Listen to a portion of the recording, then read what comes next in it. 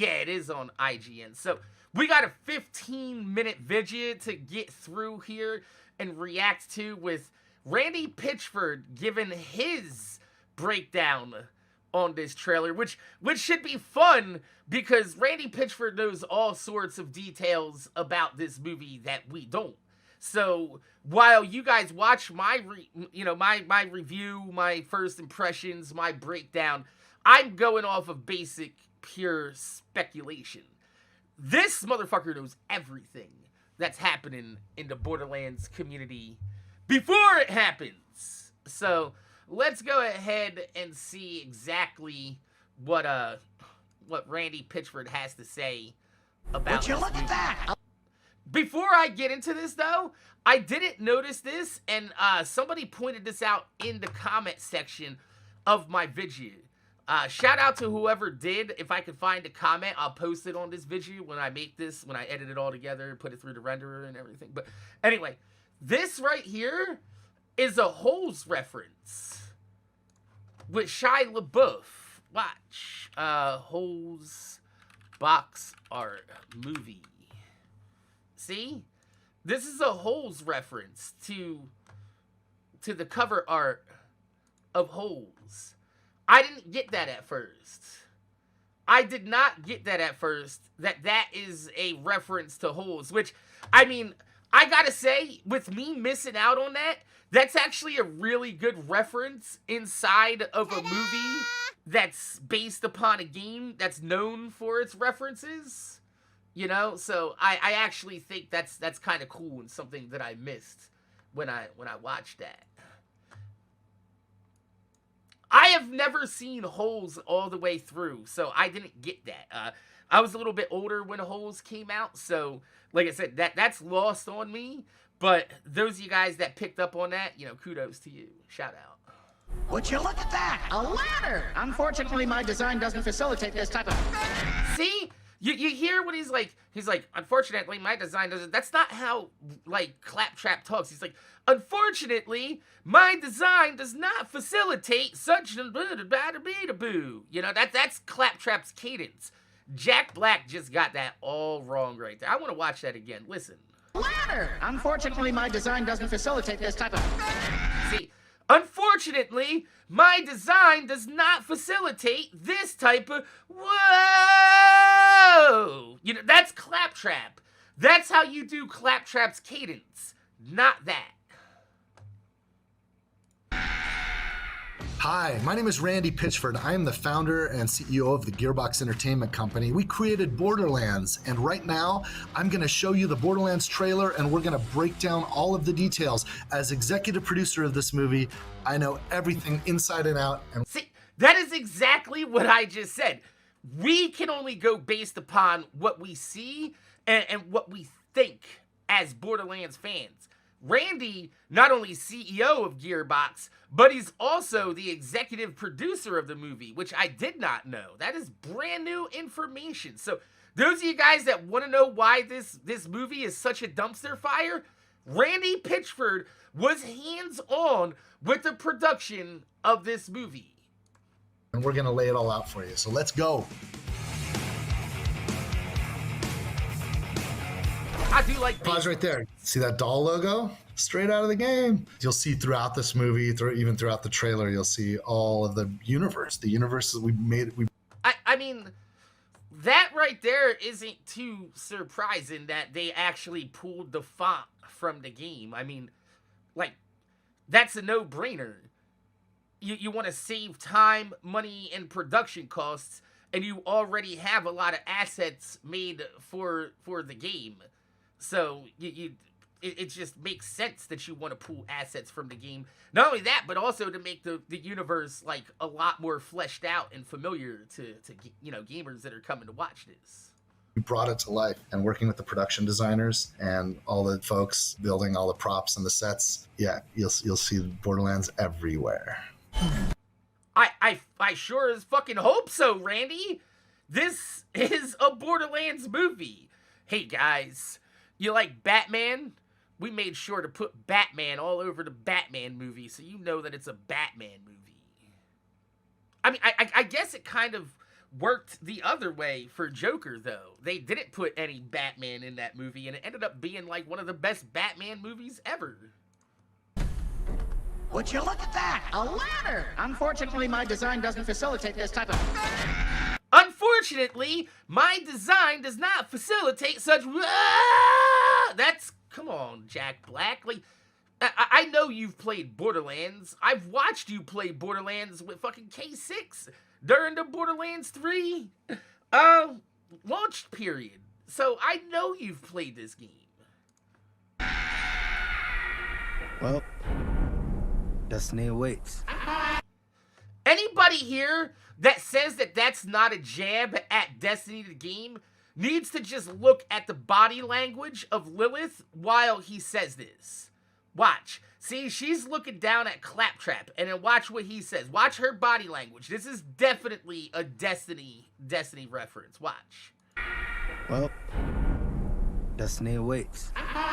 See? See her body language? Where she gives him the Professor Snape, and she's like, Mr. Potter, what are you doing walking around the halls at this time of night without supervision?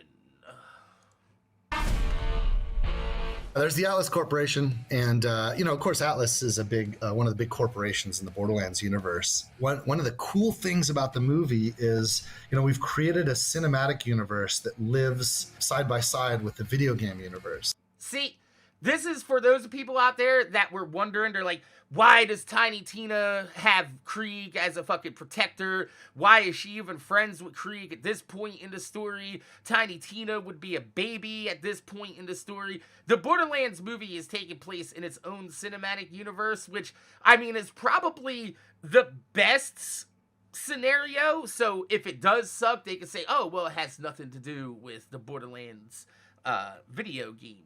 You don't have to be worried. We got this all taken care of and everything. But the fact that he says his own cinematic universe leads Randy to believe that this is going to get a sequel.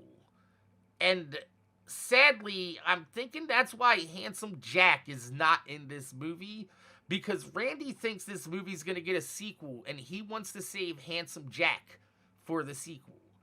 I'm almost guaranteeing at the end of this movie, there is going to be a teaser with Handsome Jack's mask.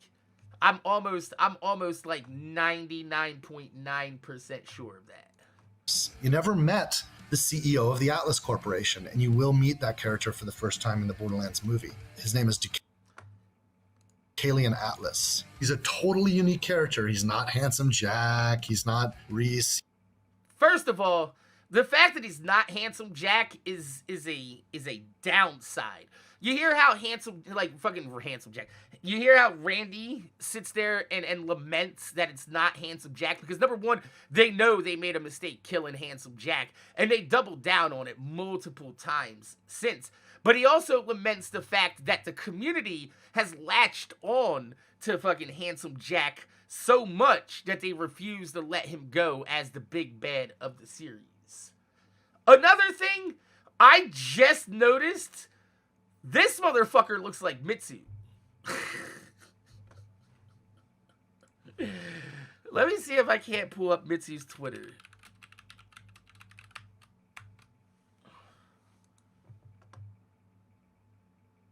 Yeah, bro. Mitsu done changed his whole style to look like this motherfucker years before it even happened. I don't know if this is art imitating life or life imitating art, but I noticed this earlier. I was like, son of a bitch. I knew I recognized this motherfucker from somewhere, and it's not any other movie. It's fucking Mitsu. He's not any of the other characters. This is...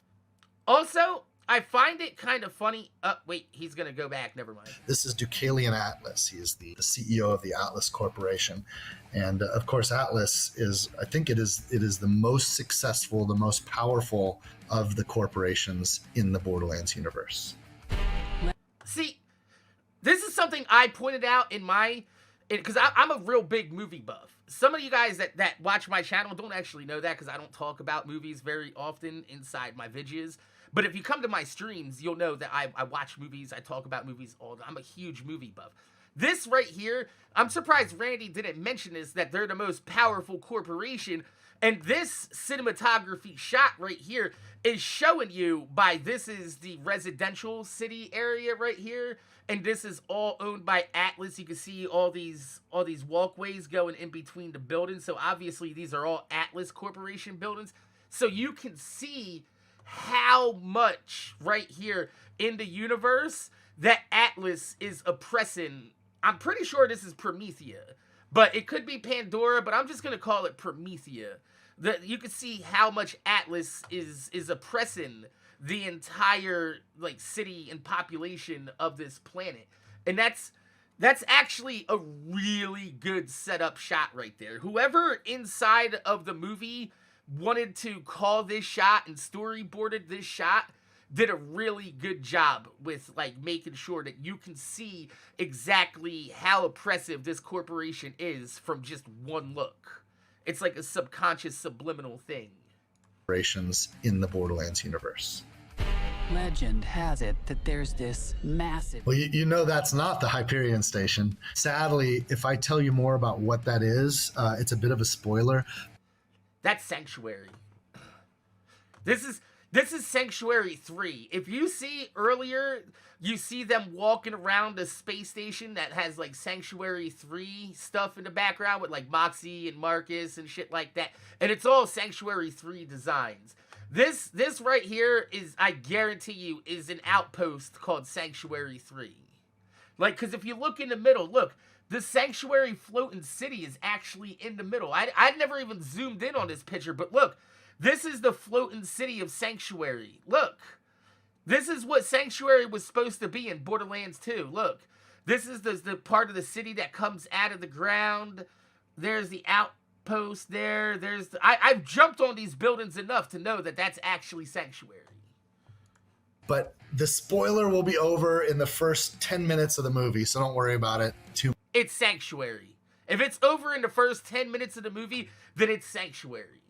much. But some of our key characters are going to meet for the first time. If they're meeting for the first time, it's Sanctuary, because I've watched a lot of podcasts with Bobby Lee over the last, like, some months, and that's where Larry, who's Bobby Lee's character, runs into Roland in Sanctuary. And that's where he kind of gets tased by one of the guards there, and Roland and Lilith have a conversation over top his body when they meet. So this right here is definitely Sanctuary 2. And Bobby Lee is not a badass. Bobby Lee is a piece of shit that allows people to steal his fucking jokes. If you really want to go ahead and look at it, go look at the whole Bobby Lee, Carlos Mencia thing, and you'll see why a lot of comedians in the business hate Bobby Lee. I'm there. Treasure hidden in some secret vault. We are inside a vault. It's kind of intense inside, especially when you see the scale of this relative to the characters. This is sort of a wide kind of establishing shot of what's... I still get Volta Glass vibes here. Like, I'm not getting Iridian Borderlands architecture here. I'm getting Pyre of Stars Borderlands 3 text. Like I said, it seems like they're going back to Borderlands 1, but trying to inject all the newer Borderlands DNA into it for the newer players that are going to play the newer games. So those of you guys that think that this movie's not going to come out with a game, if it doesn't come out with Borderlands 4, it's very possible they might be working on like a realistic version of Borderlands to coincide with like Borderlands the game, where you would have like Roland, Lilith, Krieg, and Tiny Tina as playable Vault Hunters based on the actors. I don't know. It's possible, but I'm still getting Destiny vibes from this. I'm not getting Borderlands vibes from it, other than over here you can see kind of like the hint of like a vault architecture here, which kind of gives you a relative idea of the scale. But still, this is giving me more Destiny vibes than Iridian Vault. In this vault, we had so many imaginations with people on the Gearbox team are I agree, Middle Potato. The fact that this movie is not being a live action, not a live action, not being an animated feature is not only just it's a head scratcher. But if you look at what Cyberpunk did by making a full-length animated movie and then releasing that to hype up the overhaul of Cyberpunk and the I think it was called like something Liberty DLC. So they did a good job with that, and I feel like they have all the voice actors, they have all the art and everything. It would just translate so much better to a fucking cartoon, or even maybe even a series, like a Netflix cartoon series or something like that. I wouldn't be opposed to that either. Our concept artists and other developers just firing away concept after concept after concept, working with the VFX department on the film. Now that I look at this a little bit more, does anybody else get the feeling that these blocks are going to manifest into Iridian Guardians? Like, look at the shape of them. Do you see that? Do you see the shape of these? I feel like these are going to manifest into actual, like, Iridian Guardians. Look at them. Do you see the shape? That's interesting. I didn't notice that before. And the other folks involved in production design and the. You think they're gonna all form into the Volt symbol? That's possible, but I mean, normally I mean, like I said, this is not the video game universe, but normally there would just be 2 podiums, and then that's where they all get, you know, fucking built from. But you could be right about that. And obviously Eli. And I love this result because I think it represents what's in a lot of our mind's eye of what what it feels like to be inside a grand vault in the. No. This is what it feels like to be inside of the Vault of Glass. I've experienced this back in 2014. Trust me, I know, Randy, because at that time we were asking you to fix dedicated loot drops in the pre-sequel, and you told us to go play Destiny. Borderlands universe, but we borrowed some things from different permutations of those explorations we've done in the different games. You did not borrow any of this from any of the past Borderlands games. Look, this is Vex architecture all the way. Nowhere inside of Borderlands, outside of Borderlands 3, have I ever seen this type of architecture in a vault. Games. And, you know, there's kind of a nod to the... Normally, like, inside of an Iridian Vault, it's stacked upon. It's not stalactites from the ceiling. There's stacks from the ground, like how you inside of what is that? The Leviathan's treasure. You know, you have the fucking pyramid and things like that. And think about the Vault of the Warrior. You know, you're bouncing on these blocks, you're jumping on these blocks, but they're not hanging from the ceiling here. This is the Vault of Glass right here. This area right here looks like the first area where if you go down to the right instead of going in the main entrance, you can get a secret chest in Destiny. This right here looks exactly like that jump puzzle. The very first vault that you'll find. I don't want to say more without spoiling the movie, but it's kind of a fun little button. So he did just say vaults. So it looks like we're going to see multiple vaults. And now that I look at that, after he says that and they show this, I'm thinking it's possible that she might not get her powers and her tattoos till like halfway through this movie. It's possible that she might actually get her powers the same way that Typhon de Leon's kids got the powers. By opening the vault and the power sealed inside attaches itself to them. I think that's what they're trying to do, is they're trying to retcon how sirens get their powers in the Borderlands series. That's what I think, because they've already retconned it in Borderlands 3, and I feel like they're trying to retcon that through the movie for the newer fucking generation. This is our first look at Lilith, and you can see Cate, and she's just awesome. First of all, she looks like Snape, and that's not Cate Blanchett's problem. Cate Blanchett is an amazing looking woman, all right? But whoever did her makeup and her wig, this is not a good look for her. And like you can see, like whatever shading and foundation that they've done on her face, contouring makes her look like Professor Snape. Also, I found a Volt symbol right here in the Waddle Gobbler on her neck. Cate is an absolutely incredible actor. You know, Lilith is Actress? How about you genderize people properly there, Randy? You can't just run around calling actresses actors. You should be woke enough to know this, Randy. a really important, powerful character in the What did I call this? I called that the Waddle Gobbler. That's what it is, a little gobbler, a little... Borderlands universe. And Cate's performance of her makes it absolutely clear that the character's value is on the merits of their capability and their resolve and their fortitude. But like look at the design. Like I don't get why they would write Lilith like that for the movie when inside the Borderlands series canonically, Lilith is a blundering buffoon. She thinks she knows what's best, but she fucked everything up in the pre-sequel by turning everybody against Jack. And then inside Borderlands 2 with the whole fucking Commander Lilith DLC, like nobody took any leadership of the Crimson Raiders or anything. They were all just kind of floating around doing their own thing. And I mean, Lilith in part 3 fucks it all up. Here, Ava, take Sanctuary, even though Tannis is standing right next to you and I've known her for years. cosplayers, you know what I'm talking about. That Yeah, Lilith literally fucks everything up in the Borderlands franchise.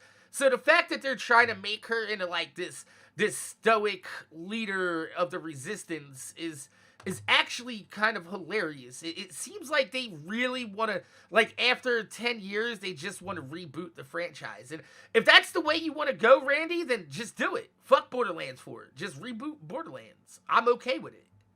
this is Lilith. You recognize these pieces. And if you go hunting for it, This is our first look at Marcus's bus. If you played the games, you know. And like I said, this bus, not just this bus, but all the vehicles in general, but this bus in particular just looks absolutely terrible and awful. The CGI is just really, really poorly done on this because there ain't no goddamn vehicles in the world that be looking like this. You know how important the character of Marcus is. That bus, that's practical. That's not CG. Like, we built that freaking bus. Source No, you didn't. Look at this. There's no way that this is practical effects. I need to see a picture of Randy standing next to this bus. There's no way. Because I just don't see it. What the fuck? What would it be? I mean, I guess you could take a VW, but why would you ruin a VW for that? Then the shape is all wrong. It kind of looks like a fucking... Almost like they just built a front end on a fucking ice cream truck, to be honest with you. sourcing it, you know, the auto shop guys at the studio in Budapest where we built it, they had to look all over the world to find the right source and found this old weird vehicle. I think it might have been Eastern European or Russian or something. Okay, thank you. The mechanic in me is actually really happy that Randy is talking about this. And just chopped it all apart and rebuilt it as this picture car. We actually put one of Marcus's vending machines inside the bus, and they made that, and it was awesome to have an Now, either the Free Radical is coming back as an SMG, or Gearbox really just doesn't know their fucking game, yo. Gearbox just really doesn't know their game, because the Free Radical is a pistol. Either it's coming back as an SMG in Borderlands 4, or it's they just don't know shit. Authentic Borderlands vending machine in the bus itself, which I thought was a really cool, brilliant idea. for it, you'd better take. Kevin Hart as Roland. There he is. More of him later, but man, what a surprise. You know, Kevin Hart, obviously people think he's a comic actor, but he's an action star, and he proved.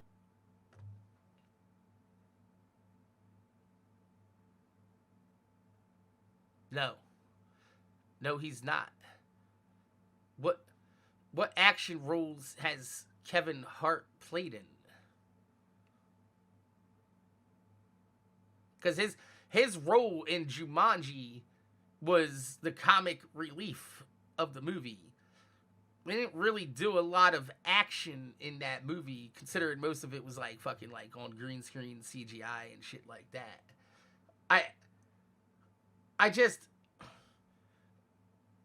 I'm trying to think what else has he been in that had action in. I guess Central Intelligence was, oh my god, how ass of a movie was Central Intelligence. I forgot that movie existed. The worst part about all this with Kevin Hart, right, is if you watch other scenes, Tiny Tina is the same size as Roland. So can you really call her Tiny Tina when she's taller than the main character of the movie? Proves it in this movie. Take any. This is Tiny. Yes, Draper. Yes, that is the one with The Rock, where The Rock's like CGI fat in the beginning of the movie, and they toss his fat ass out there onto the gym floor naked. Tiny Tina, played by Ariana Greenblatt. She is having an incredible career. She is awesome. Like, she just crushed this role. I think Ariana Greenblatt is a great actress. I thought she played a great part in Love and Monsters. We actually watched that on stream last year. But I still think it's hilarious. Look at this. Do you see that? Right? Look. This is where they got her headband from. That is literally, I swear to you, that is literally an Astro headband with fucking bunny ears glued to it. She's 16 and she's taller than fucking Randy Pitchford already. But look. That is literally an Astro headband on her fucking head. And they couldn't even get a pink one. She shot this in Budapest. She was 13 years old. She graduated middle. Bro, there's no way that's a big ass 13-year-old. She is tall as fuck for 13. Holy shit. School. While on set, we created a diploma for her. I presented her diploma as the main. Is she 16 right now? Yeah, okay, that lines up. That damn. She is a tall ass 13-year-old. Mayor of Pandora, which like we just made up. Eli had this big celebration set up for her, but she crushed it. She crushed this role. And I remember when she first showed up on set, she was one of the. If she crushed the role, couldn't you made her like better than whatever looks like? I know this is Borderlands and everything's supposed to look like it comes out of a scrap heap and everything, but you didn't literally have to get the costumes out of a scrap heap. Like you didn't have to actually go to a scrap heap to get the materials to make these costumes. I have literally seen cosplayers, like you could see the brown hair underneath her blonde wig. It's poorly done. The first of our leads to show up on set, and just what a pro. She crushes Tiny Tina. She doesn't just ape what the amazing Ashley Birch did when she played her as a. I would have rather her aped what fucking Ashley Birch did inside of fucking Borderlands 2, because that's the Tiny Tina that we all know and love, like an unhinged 13-year-old psychopath who was abandoned on Pandora and somehow managed to stay alive. Like that's one of the whole like huge character arcs that Tina has, is that she goes from being an unhinged, untamable little girl into like, I wouldn't say a fucking well-adjusted adult, but she's definitely doing better later on in the future than when she was, a younger child. Mentally, anyway. Voice actor, but she even brought some of her own stuff to the table with Tina that I think you're just going to be really blown away by, given that she's bringing her to life in live action. Help. Personally, when I watched that and she was like, it's raining, or no, she goes, make it rain with your body parts. That to me sounded like Ava, where she kicked open the gate and she's like, what you got, gate? You got nothing. That's just personally me. I feel like they took Tiny Tina and Ava and mismatched her together for this movie. Also, she still looks like the teacher from Starship Troopers. I'm sorry. This is just an absolute awful casting. It would have been good 20 years ago. But now, I'm sorry. I love Jamie Lee Curtis. She's one of my favorite actresses of all time. But this is just not a good fit for her. You can get. The Queen, Jamie Lee Curtis. We got so lucky because when she came out, she flew on the same plane as my wife, Christy, who originally wrote the character of Patricia Tanis. And Jamie and Christy got to fly out to Budapest together and talk about the character. And Jamie brought it. Jamie crushed the role. Well, that's Jamie Lee Curtis. Like, Jamie Lee Curtis, of course, is going to crush the role. But is the role, fit for her? That's the question. Also, I didn't notice this, but this is kind of set up like a loot box. Look, there's like weapons on the I guess, see, look, there's like grenades and shit. He's like coming out of a loot box. I didn't even notice that. Check out Florian as Krieg, man, when he pops out. I will say this. Florian nails the body language of Krieg. It's just a shame that they have him dressed up in a dollar store fucking Spirit Halloween mall outfit. Oh my God, it's so freaking cool. Krieg is a powerhouse, and Florian, he's just a brilliant, brilliant performer. And man, is he in shape? I'm not sure, but I think... Bro, the man's a fucking boxer. He was in Creed 1 and 2, and possibly 3. I haven't seen 3, but he was in... Creed 2 and 3. Never mind. I didn't see 3, but I know he was in 2 because that's when he made his debut in that. But yeah, no, I mean, this man is actually a professionally trained fucking athlete. Like, this dude is... That's why you hired him, motherfucker. It's like, why would you be so mystified that this dude's in shape when you hired him for his literal body? He works out. There's Claptrap, played by Jack Black. When I met Jack Black at E3 2012, he and his son came. Fans wanted to see the Borderlands 2, which we were showing. So, there's confirmation that Jack Black has played Borderlands 2, which means that he knows this is my default tone of voice. I'm actually quite depressed, and he sounds happy about everything. This is his cadence. I don't know why you couldn't do that. Borderlands 2. When I said, if we ever make a movie out of this, you're going to have to play Claptrap. He's like, I'm in. It happened, you guys. Here we are. It happened because you decided to choke the goddamn Claptrap voice actor in Borderlands 2 going into Borderlands 3 because he asked for his money. That is why you had to hire Jack Black for this movie.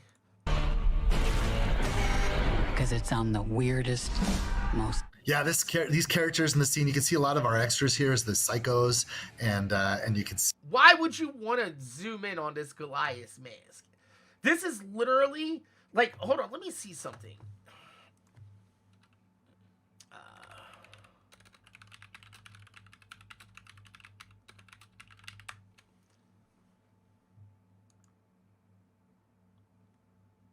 I know that Randy has given away Goliath masks in the past that looked a lot better than that.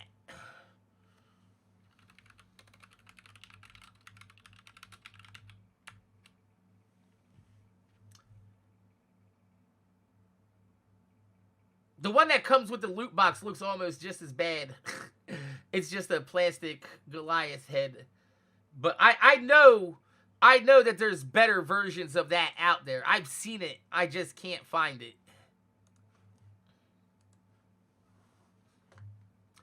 I might make a video showing you guys how to make a movie-accurate Goliath head. See the Crimson Lance, Atlas Private Army in the background. You got this massive villain. So he mentions that you got the Crimson Lance army in the background standing in ranks with the Psycho. See, there's one right here. And I mentioned this in my trailer breakdown. In Borderlands 3, one of the running gags was when Tyrene and Troy got this Children of the Vault, and they had Malawan working on their side. the Malawan guys were being killed by the psychos because they didn't understand anything other than kill the Malawan guys. This guy's played by the Dutch giant, who is huge. Okay, so this definitely is Crom. If he's already mentioned that who this actor is, that's Crom. So it looks like that they were trying to give players from Borderlands 3 that played Borderlands 3 a scary face to remember. And if you guys remember from my 2K conversation, Mouthpiece was what they considered the bottleneck for players dropping off. However, most of the players were dropping off because the writing in the game was just not good. They weren't writing it, they weren't getting off because they couldn't fucking beat Mouthpiece. Anybody could beat Mouthpiece. I could probably beat Mouthpiece slapping a controller against my ass the entire time. But, man, these sets and these fucking designs just look awful. Like, he looks like he's about to get in a TIE fighter, or a fucking X-Wing, I mean. I'm sorry. Look like fucking Luke Skywalker in the background. And it looks like he's holding a Suros from Destiny, even though that's supposed to be an Atlas gun. That shit looks like a Suros PDX 45. And the only one of these out here in the background is this guy. This guy gets what a fucking Borderlands psycho is supposed to be and how they stand. Like, he's got the pose down. This guy is just like, when's lunch? I'm hungry. And some of you might recognize that mask looks suspiciously like Mouthpiece's mask from Borderlands 3. That is not Mouthpiece. I'm not going to tell you who it is, and I'm not going to tell you why he had to be bigger than Krieg, but you can watch It's Crom. the movie and find out. These are Crimson Lance technicals. These are the from Atlas's private army, and you got these stingrays. Why? Tell me, Randy. Tell me why these are on Pandora.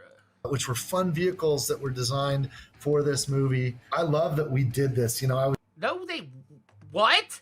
Did you just hear that? army, and you got these stingrays, which were fun vehicles that were designed for this movie. Bro doesn't even know that they're in the pre-sequel. Oh my god, Randy. Oh my god. I know Gearbox didn't make the pre-sequel, but can you please play your fucking games?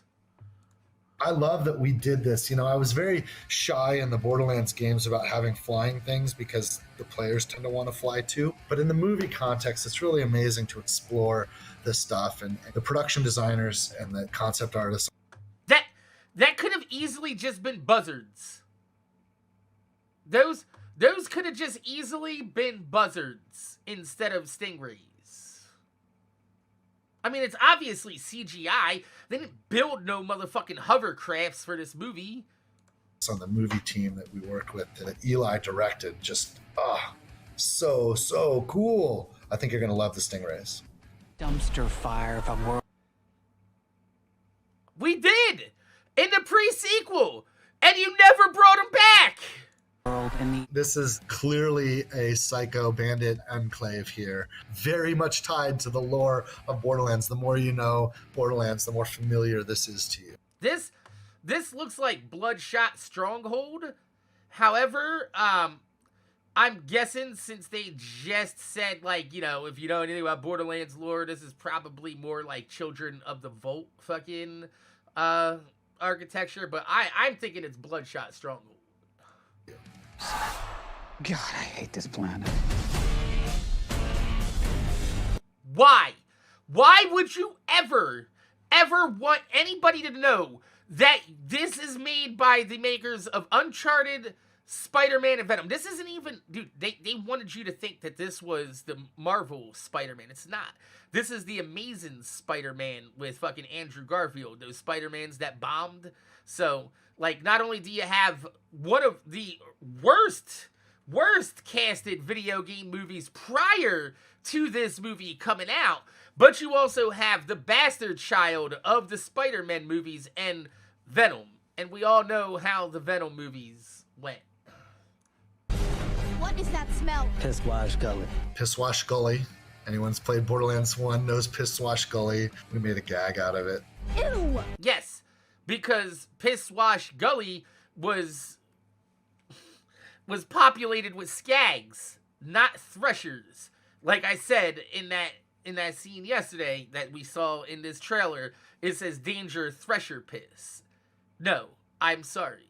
However, I didn't notice here that they do have like the ramps that you can like jump off of in like Pisswash Gully, so that's kind of cool to see that architecture in the back. Put the window up. I don't want to. Roll the window up. See, Astro headband. It's Pete. It's Pete. Why do you think it's called Piss Wash? How did I get the name? It's in my mouth.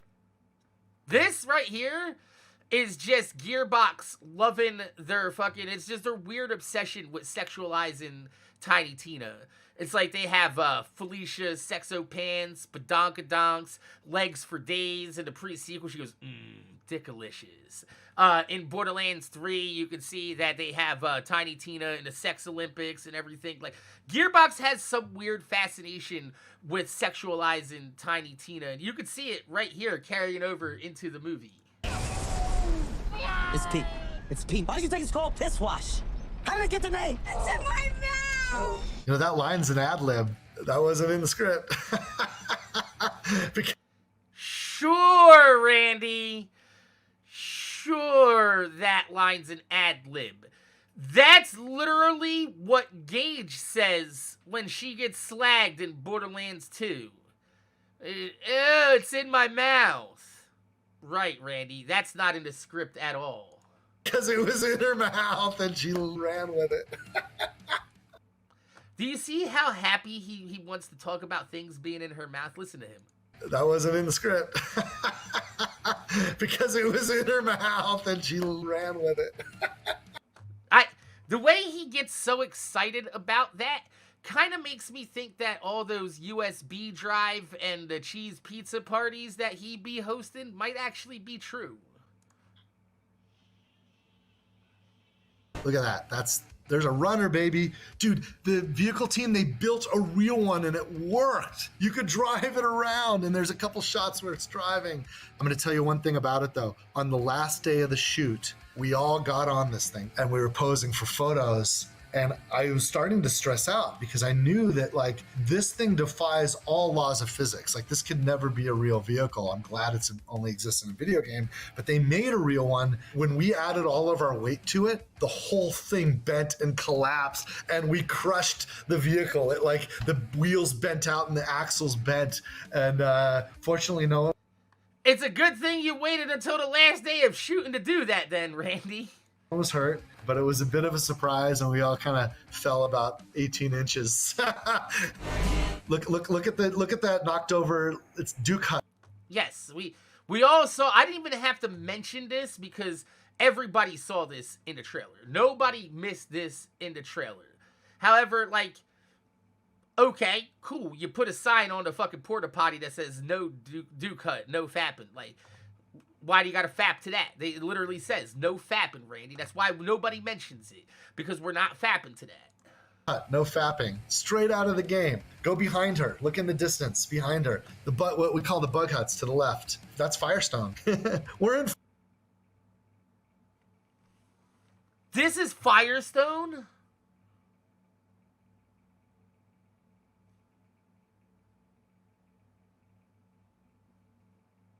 I'm so sad.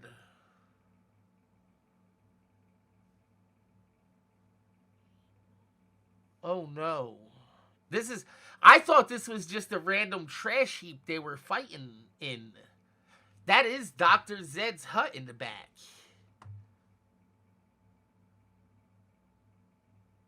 How is this already fucked up? Did Zed not come here and clean? Is this like pre-Zed or pre-Firestone being built? Like, I'm confused at the timeline of this movie. Also, that's not Cate Blanchett. If you look, that is a stunt double right there. Look, that is not Cate Blanchett one bit. Firestone, you guys. It's real. That was a real practical thing that was built. I was walking around in there rearranging not that it matters, you can't see it from this range. We're rearranging the furniture. Like, oh no, I think it should be like this. Freaking Cate just looking like an absolute badass. Her infinity pistol. Oh my God, she's so... I told you guys that that's an infinity pistol. And those of you guys that didn't believe me, like I said, if you looked at the Borderlands poster, you would have seen that there's a fucking infinity logo on the pistol. But y'all don't be believing me about the shit that I just be saying and doing.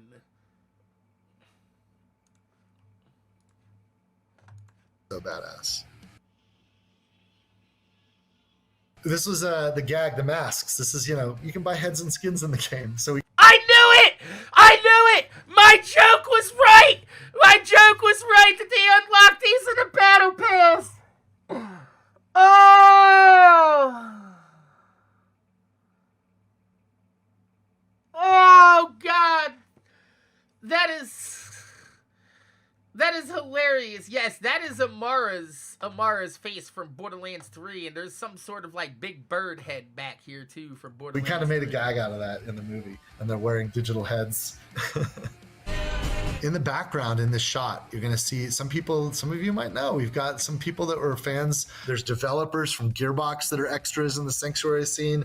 There's cosplayers that came, other influencers that came. K6 and Jolts confirmed. Yep, bro, if people see K6 and Jolts in this movie and they still want to fucking deny that they are fucking paid Gearbox shills, go suck my dick. This is not Moxie, no. No, this is whatever little fucking little bitch that fucking Marcus is hanging. Marcus looks awful too. Am I wrong about that? Like, this is just a bad looking Marcus.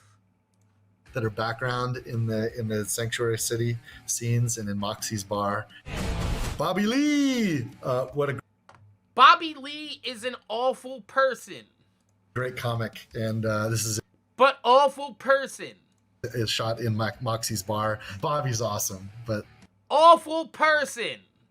This is an awful person calling an awful person awesome. Remember I told you guys that like the company you keep really does reflect upon the you know, your own character? Exactly my point. I'll let you discover the characters you watch the movie. Some of these vehicle shots, you know, when we planned, there was no plan to use any drones. When we went out with second unit to rehearse, I had brought some of my drones. I brought a couple drones with me to Budapest, and I just took them up and I was shooting some stuff during the rehearsals with second unit, and I gave all the footage I shot to the team, and they used some of it. I was in. So I'm guessing that Randy Pitchford bought top tier drones, right? Like, this motherfucker's rich as shit. I'm guessing he's not out there with no fucking Walmart $30 drones. I'm guessing that his drone's got a pretty decent fucking camera on there. But still, I've already said this in my trailer breakdown that this shot looks awful, and so do the fucking vehicle. So it's actually funny that Randy Pitchford shot this shot itself, and I already called it awful. Drone operator. Hyperion, we call that the stack or the vehicle stack. Tiny Tina's hideouts in there. Look at the Wait. Tiny Tina lives inside Minac?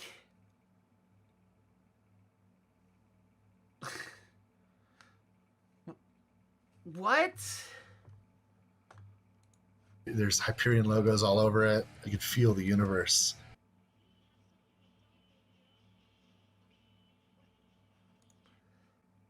I feel like when she said, "We got something they don't have, baby girl," and she goes, "What?" Big ass titties. That's what we got. We got burger ass titties on Tannis.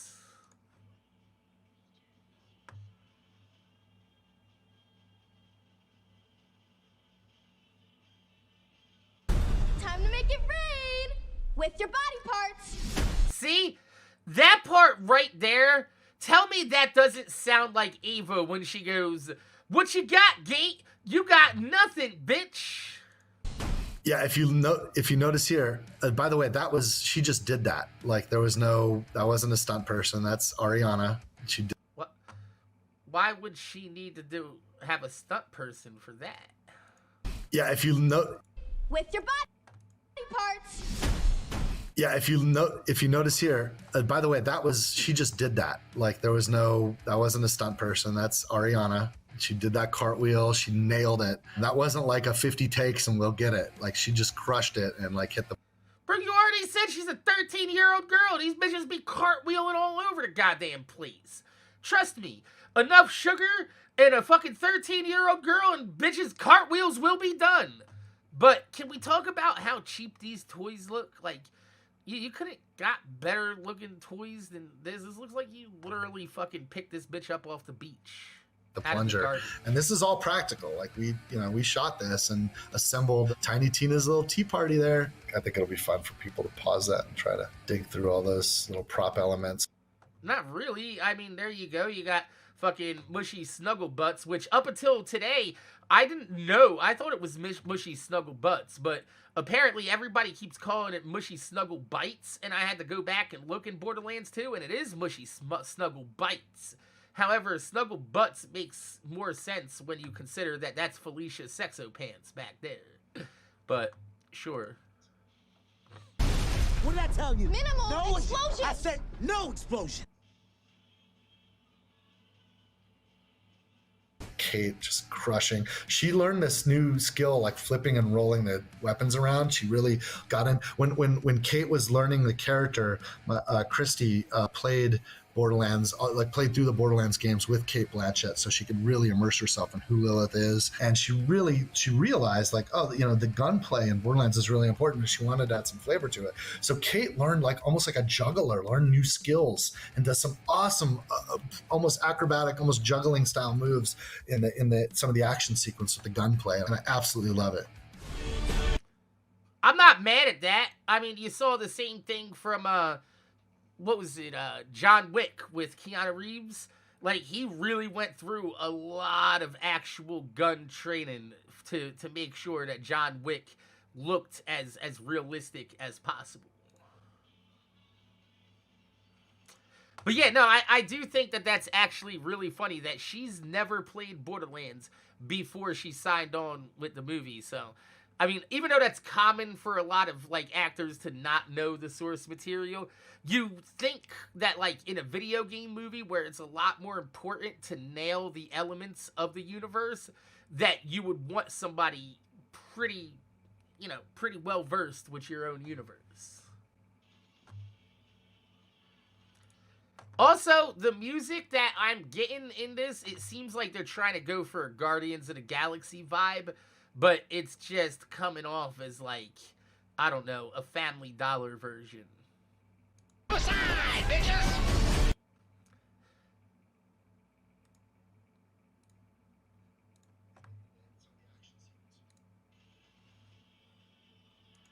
Listen to Claptrap's voice right here. It's just Jack Black. That's all it is. He's just like, step aside, bitches! That's not Claptrap. Step aside, bitches!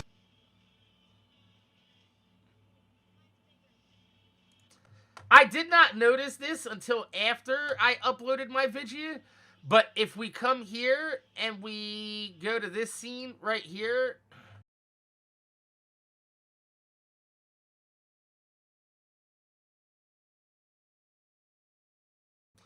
look how bad the CGI of her face on the body of the stunt person looks right here. It actually, you can see where it's pasted and cut and pasted inside of fucking Adobe Premiere.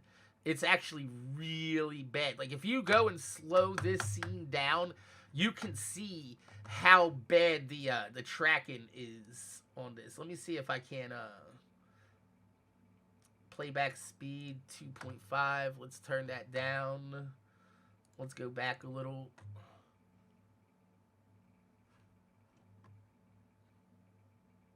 Watch, you'll see how bad the tracking is in this edit. See? Do you see it? Do you see how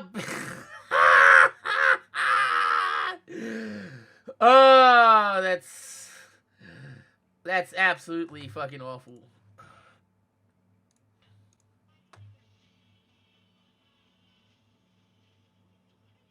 So you see Tanis there, of course, with the Echo device. I've got that in my office. I've got those glasses in my office. That she's Tanis's glasses. Though we actually I knew it. This is just an ego thing for Randy. This is just him dick stroking himself to all his favorite actors and schmoozing with Hollywood elites and trying to feel like an important person. prop team actually built a bunch of different Echo devices. Some of them were functional. They had like video screens that actually worked and lights that came out of them. But yeah, that. I mean, if you think about it, this is like 1980s calculator technology. I remember back in the day, like a graphing calculator that looked like this would cost like $400 or $500. Nowadays, you can go to fucking Walmart and buy one of these graphing calculators for like $29.99. So I'm pretty sure there's probably some like 13, 14-year-old kids that could build an Echo device for you, Randy. Echo device is really, really cool. And some of the ones that work are pretty cool. You'll never see those on eBay because I'm keeping them. I wish he would actually give one away, because I wouldn't mind having one of them. Even though I don't really give a fuck about the movie, I do like Borderlands merchandise. There's the Firehawk symbol. That's obviously from Borderlands 3. Can we go back to this scene right here? I went back and looked at this. First of all, look at this Goliath helmet again over here. This is just absolutely awful, right? But look how everybody is holding their guns sideways like they're fucking gangsters. See? Kill them all. See how they're all holding their guns sideways like they're fucking gangsters? Like, also, there's a Children of the Vault mask right there. So, I'm guessing they're going to try to mix that in somehow. Or maybe it's a Bloodshot. It could be a Bloodshot symbol as well. But, actually, I think that is a Bloodshot symbol. But look how everybody's holding their guns. It's just... What is this guy doing? He doesn't even have a gun. Why is he just hanging up there? Oh, did you see that for a second? That was Moxie. I wish I didn't see this. Oh my god, I'm sorry. Like, Gina Gershon was fucking fired back in Showgirls days, but that was 30 years ago. Like, I know Moxie has a couple adult children and everything, but Moxie looks good for her age. Gina Gershon... Gina Gershon absolutely slayed. I remember when she looks, exactly, she looks like an old whore. she legit looks like something you would find in the Wild West. You go to one of them brothels and shit and you're like, yeah, give me your most used up whore. Like, I want to fit a fucking fist inside this bitch. That's what you get right here. Showed up and Daniel and the team fitted her with the costuming, and I brought some of the cosplayers with me. We went and looked at Moxie in costuming, and we were just like, oh my god. That's just creepy. Or he's like, we all just went and looked at her. Oh my god. It's real, it's happening. We were all just, it was amazing.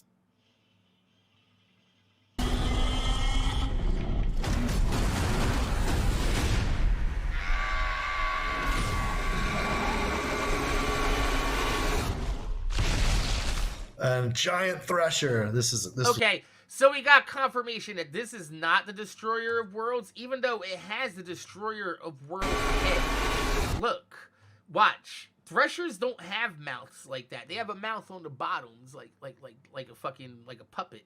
But watch the back of the head. That's how Tyrene's head looks. I don't ever remember seeing any Thresher with tentacles coming off the back of the head. And giant thresher. This was a fun scene. This is a really, really cool idea that Eli had. I wish I had this idea to have a punch through the back of the neck of the thresher.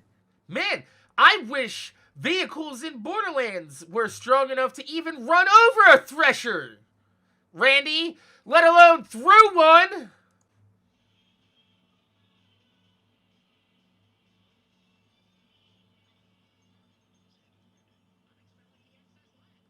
See? Why is he shitting out bullet casings? Like, these are actual factual bullets. Like I said before.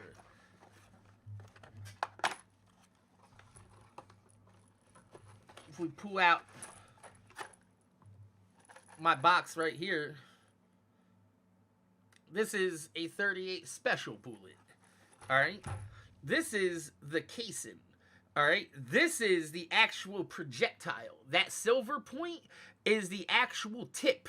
So there is gunpowder in here with a fire charge. When the hammer hits here, the striker or the hammer hits here on the back of the bullet, this goes and it fires out the other end. And the only thing that sticks in you is just a little tiny slug. Just like that. Which is why, like I said before, I like revolvers, because they keep the casings inside the cylinder after you shoot them. So they don't leave any type of fucking evidence flying all around. You know what I mean? That's what I'm saying. The casing isn't even lead. The casing is brass. So he should have been like, you know, he's shitting out brass right here. Because if he was shitting out lead, he would be shitting out little tiny mushroom stumps of bullets. But this is the second. Also, why does Krieg's mask look different here? Are some of these shots with a different mask? Did they change the mask during production? And some of these shots are... I didn't notice that. I didn't notice that.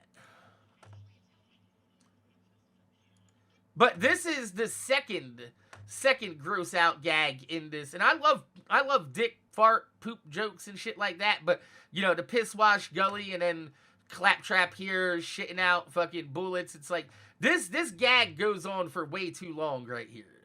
Keep looking at me! And, you know, Borderlands, we deal with some serious stuff, and there's real human emotions, and it's a story about the family you make, and so the family you're born with, and dealing with loyalty and allegiances and real stuff. There's real stuff in here, but, you know. Man, I wish the Borderlands community knew something about allegiances and loyalty. It's also a comedy.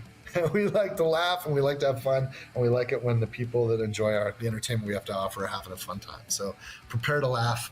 See, I'm looking here at all the other masks I've seen. You could see both eyes.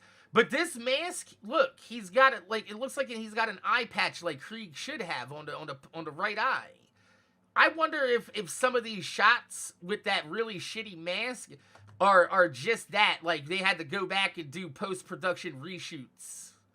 I do know this movie had multiple reshoots after poor audience testing. I wonder if that mask is one of them. We got the gags. Wow, guys. Okay, that was amazing. I hope you had fun. It was so much fun to break this down. I hadn't done that before. Thanks for sticking with me. I hope you got something out of it. But welcome to the world of YouTube and content creation, Randy. It's actually fun. Now, why don't you give me some motherfucking content so I can create content that's worth creating for? Most importantly, I hope you're with me when this movie comes out this summer 2024. It's going to be big. Borderlands in North America like me, be there on August 9th, 2024.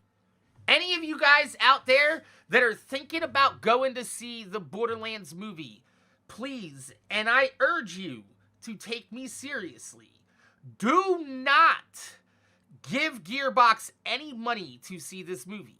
When you go to the box office, pick a movie from a studio that you would like to support. Buy a ticket for that movie, and then just go and walk into the empty Borderlands movie theater. There'll be plenty of seats for you guys to go and sit down. Trust me, showings are not going to be sold out. This ain't no Endgame. This ain't no fucking Marvel movie and shit. Like, the days of movies selling out are long past gone. And they ended in 2020 because of shit like this. So, my name is Jay, MorninAfterKill. I'm going to thank you guys for watching. Make sure you guys rate, comment, subscribe. If you can leave a thumb up on the video, I'd highly appreciate it because it gives me motivation to make more videos for y'all motherfuckers that watch my motherfucking video. That was my reaction to Randy Pitchford breaking down the Borderlands movie, which actually was pretty interesting to watch because he did have, like I said, he has behind the scenes information on this, so he was able to confirm a few more things for us, and actually didn't help anything out. It actually made it worse by telling me that that's supposed to be Firestone in the background, because that's quite... I'm obviously quite depressed! Let me know what you guys think in the comment section down below. My name's Jay, MorninAfterKill. Thanks for watching, and I'm gonna see y'all motherfuckers later.